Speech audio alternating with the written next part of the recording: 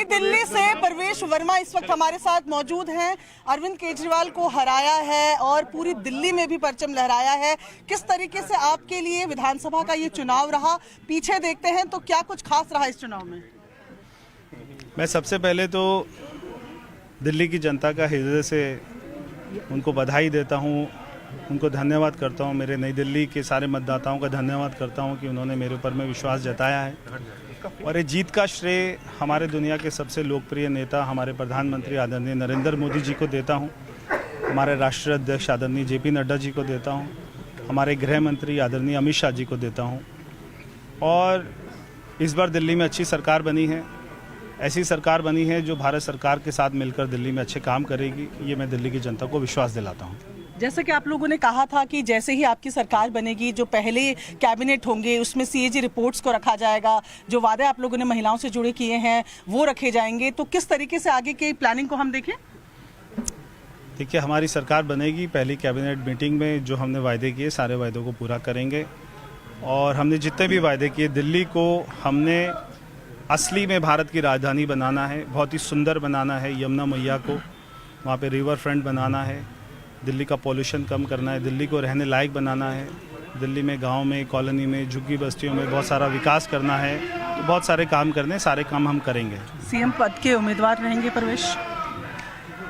आप जो है आपका प्रश्न ठीक हो सकता है मगर गलत आदमी से पूछ रहे हैं। आप हमारी विधायक दल की बैठक होगी, उसमें ये तय होगा, हमारी पार्टी की लीडरशिप तय करेगी, तो आपको पता लग जाएगा। चलिए, तो ये थे हमारे साथ परवेश वर्मा जो साफ तौर पर कह रहे हैं कि सीएम पद की जो सवाल है वो पार्टी ही तय करेगी। जी, तो सवाल सही है लेकिन गलत आदमी से है, सही बात है। वो खुद से थोड़ी बोलेंगे। लेकिन जो परिवर्तन हुआ है उसमें, जैसा कि हमारे एक्सपर्ट भी कह रहे थे, पूर्वांचलियों का बड़ा हाथ है। उसमें एक बड़ा तबका गिना जाता है उत्तराखंड के लोगों का। तो उत्तराखंड के मुख्यमंत्री पुष्कर सिंह धामी क्या कह रहे हैं इस वक्त? पिछले 10 सालों से केजरीवाल और उनकी सरकार के खिलाफ जो दिल्ली के लोगों का गुस्सा था वो मैंने स्वयं दिल्ली के चुनाव प्रचार में देखा था। परिवर्तन की लहर साफ थी और अब मोदी जी के नेतृत्व में दिल्ली तेजी से विकास की ओर, गति की ओर आगे बढ़ेगा।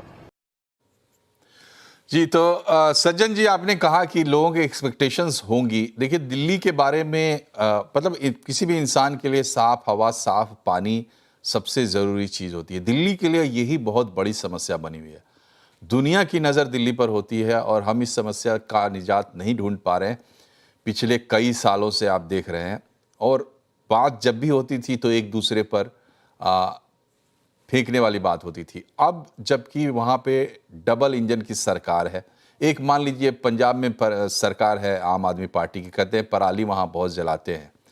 लेकिन ये एक बड़ी चुनौती होगी बीजेपी के लिए। और क्या हमें उम्मीद करनी चाहिए कि आने वाले सालों में इस समस्या से निजात दिला देंगे मोदी जी दिल्ली को?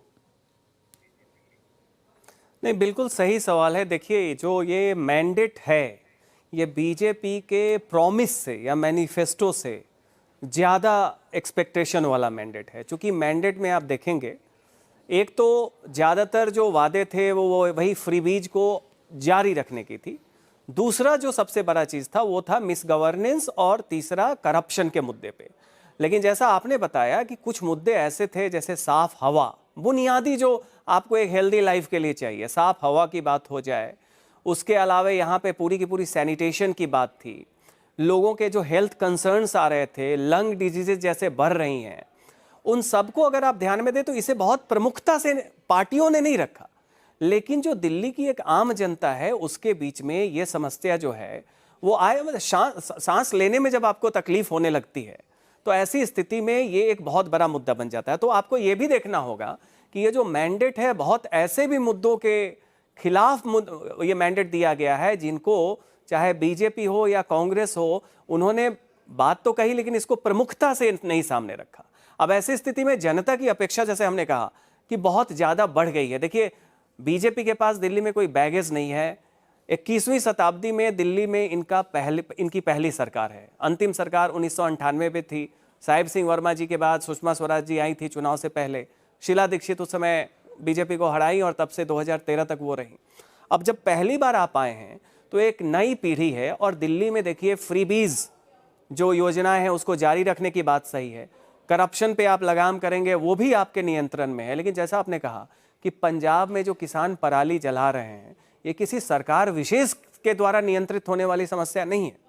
ये वो चीजें हैं जब फसल का पैटर्न बदल गया है। पंजाब में चावल की खेती नहीं होती थी, अब लोग कर रहे हैं, अब कर रहे हैं ठीक गेहूं की बजाय। है, तो ठीक है सज्जन जी, ये सवाल मैंने इसलिए पूछा क्योंकि ये बहुत बड़ा आर्गुमेंट बनाया जाता है, बनाया गया और उसको लोगों ने एक्सेप्ट भी किया कि भाई जब कोई अड़चन राजनीतिक नहीं हो तो काम हो सकता है, क्योंकि राजनीतिक अड़चन है इसलिए काम नहीं हो रहा है। और खास करके ये जो दोनों पार्टियां हैं ये एक दूसरे के प्रति क्या रवैया रखती हैं ये बिल्कुल साफ है। एक सवाल और है कि केजरीवाल ठीक है हार गए हैं, आम आदमी पार्टी भी बहुत सिमट गई है, सत्ता गई, सरकार गई, लेकिन फिर भी एक मजबूत विपक्ष के रूप में जनता ने उनको खड़ा किया है। क्या आपको लगता है कि बीजेपी को टोज पर रख पाएंगे केजरीवाल जिस स्थिति में आज वो हैं, या स्वाभाविक रूप से ऐसा लगता है कि केजरीवाल के इस स्थिति में भी सामने रहते हुए बीजेपी को चौकन्ना रहना पड़ेगा दिल्ली में?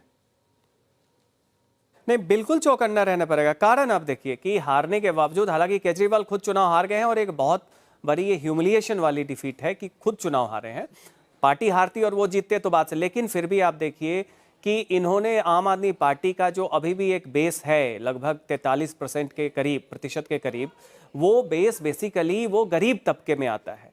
तो पहली तो लकीर ये है कि बीजेपी, जिसकी दिल्ली में कम से कम ये छवि थी कि इन्हें मिडिल क्लास के अलावे बाकी वोटर्स जो हैं इन्हें उतना ज्यादा महत्व नहीं देते थे विधानसभा चुनाव में, प्रधानमंत्री मोदी के कारण इनका रीच बढ़ा है। लेकिन आप देखिए यहां पे बीजेपी को आसानी होती अगर जो अभी एक वैक्यूम बढ़ा हुआ अपोजिशन में वो बंट जाता कांग्रेस बनाम केजरीवाल में, तो इसके अलावा बीजेपी थोड़ी रिलैक्स होती। लेकिन आप देख रहे हैं कि हालांकि तकरीबन 10 सीटों पे कांग्रेस का वोट आम आदमी पार्टी के जो कैंडिडेट हारे हैं, जिसमें सिसोदिया भी शामिल हैं, केजरीवाल भी शामिल है, कांग्रेस का वोट ज्यादा है। लेकिन ओवरऑल अगर आप देखें तो कांग्रेस के वोट में बहुत ज्यादा इजाफा नहीं हुआ है। अब सवाल यह है कि मान लीजिए विपक्ष की भूमिका में केजरीवाल साहब कुछ बोल रहे हैं, उनकी बात सुन लेते हैं फिर बातचीत करेंगे। 7 लोगों ने उनको बहुमत दिया है, वो उन सभी उम्मीदों और आशाओं पे पूरा उतरेंगे।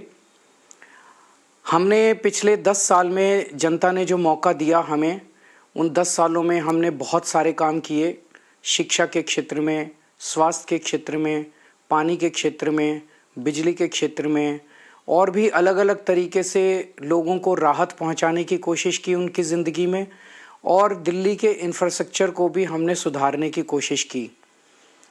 अब जो जनता ने हमें निर्णय दिया है, हम न केवल एक कंस्ट्रक्टिव ऑपोजिशन का रोल निभाएंगे, बल्कि हम समाज सेवा, जनता के सुख दुख में काम आना, व्यक्तिगत तौर पे जिसको भी जो ज़रूरत होगी, हम लोगों के सुख दुख में हमेशा काम आएंगे।